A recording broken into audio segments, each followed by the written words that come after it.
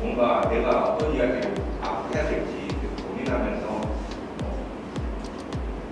그냥 무작정 그냥 뭐 작가적인 철학이나 뭐 그런 이야기보다는 일단 표현을 해보고 싶었어요. 그래서 나부작을 저렇게 작업을 했었고요. 그리고 그러다 보니까 제가 이런 생각이 들더라고요.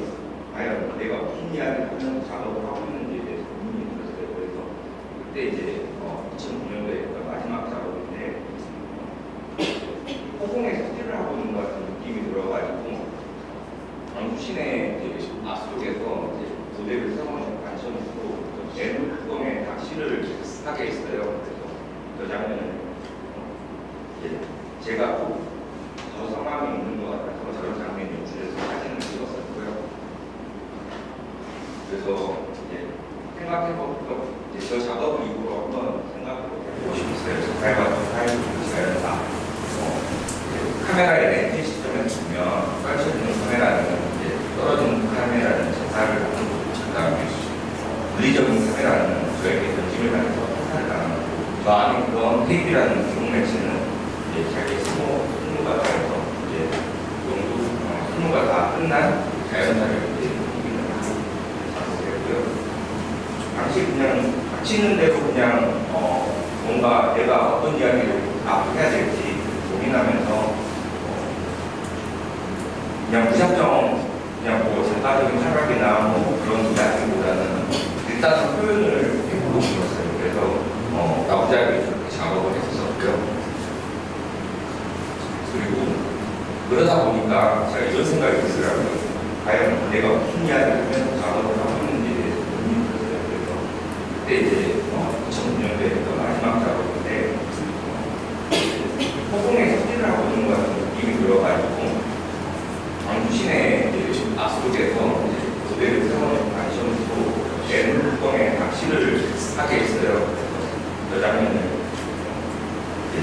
제가 꼭 저 상황이 있는 것 같아서 저런 장면 연출해서 사진을 찍었었고요. 그래서 생각해보고 저 작업 이후로 한번 생각해보는데 많이 할 수 있는 이야기, 그 다음에 알아서 누구든 할 수 있는 이야기지만 많이 할 수 있는 이야기가 무엇인지에 대해서 한번 고민을 해봤어요. 그래서 기존에 있던 직업적인 배경들 그런 것들을 생각해보면서 제가 느꼈던 그런 감정들을 작업으로 옮겨보자 생각을 해서 미디어의 양면성이라는 주제를 쓰게 됐어요. 왜냐하면 방송국에서 근무할 때도 TV에 이 아이를 얼마 알렸겠죠. 근데 이 쓰레기통을 보고 있는 아이 옆에 어떤 이미지인가요? 국회의원들이 막 어떤 싸움을 하고 있는 이미지 옆에 쓰레기통 안을 바라보고 있는 사진을 붙여놓으니까 좀 재밌게 읽혀지지 않나요? 제가 말하는 이미지 글쓰기는 약간 이런 식이에요.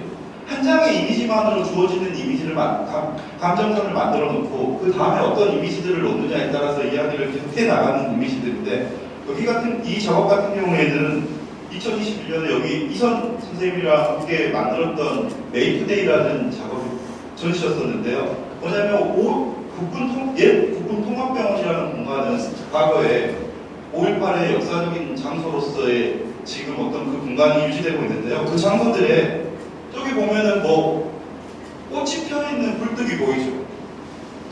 그냥 꽃이 펴있는 굴뚝, 꽃이 아름답다 해서 사람들이 저 인근이 돼서 5월의 장소들을 막 다니면서 촬영하는 가운데 누군가가 문에 불을 질렀어요. 그 불 지르는 가운데 그 뒤에 불 지르고 있는 사람이 그 뒤에 있는 이미지인데 이 이미지를 저는 화전을 불태우다라는 제목을 지었어요. 그리고 나서 이 이미지들은 그 옆에 어떤 사진이 붙느냐에 따라서 어떻게 해석되어지느냐인데 이 이미지 예를 들면 이미지 글쓰기란 이런 거예요. 그냥 지나가는데 어떤 아이가 쓰레기통 하나 쳐다보고 있어요. 그냥 보면은 내 엄마가 그 다음에 행동을 뛰어와서 이 아이를 얼른 말렸겠죠. 근데 이 쓰레기통을 보고 있는 아이 옆에 어떤 이미지인가요? 국회의원들이 막 어떤 싸움을 하고 있는 이미지 옆에 쓰레기통 안을 바라보고 있는 사진을 붙여놓으니까 좀 재밌게 읽혀지지 않나요?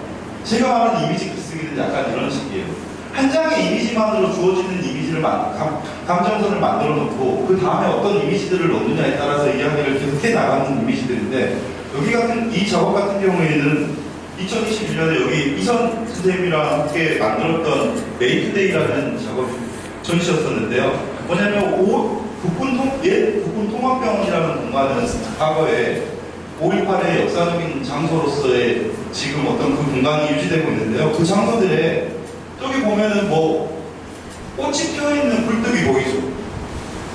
그냥 꽃이 피어있는 굴뚝, 꽃이 아름답다 해서 생각할 수 있지만 저 공간을 아는 사람에게는 저 굴뚝은 어떤 굴뚝일 것인가를 상상하게 하고요. 그 옆에 있는 이미지에는 벽난로가 있었던 자리인데 뭔가를 태웠던 것이 있는 자리인데, 거기가 지금은 이제 벽이 쳐져 있는 사진을 옆에 붙여놨어요.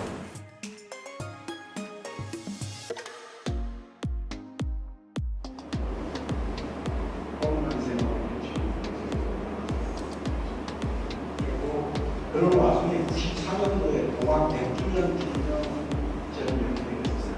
그래서 사진을 남긴 거죠. 그때 동학 100주년 기념전에 제가 황룡강 정도 장소를 맡게 됐어요. 처음부터 동학 전쟁 처음부터 마지막까지 순서를 나가서 그리게 됐는데, 저는 황룡강 전투를 그리게 돼서 그때 이제 공부 많이 오시고 학사를 다니고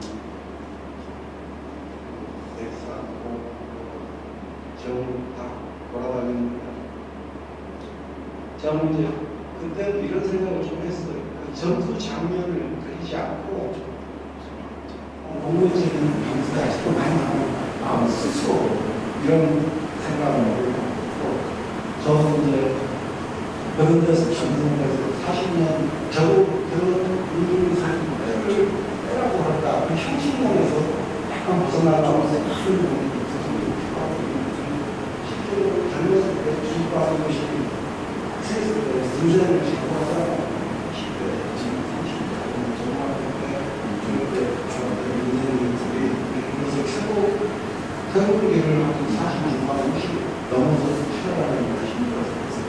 그런 것에 대한 자극이 많으니까 다른 사람들은 그렇게 하는데 그게 아니라 나부터 해야 됩니다.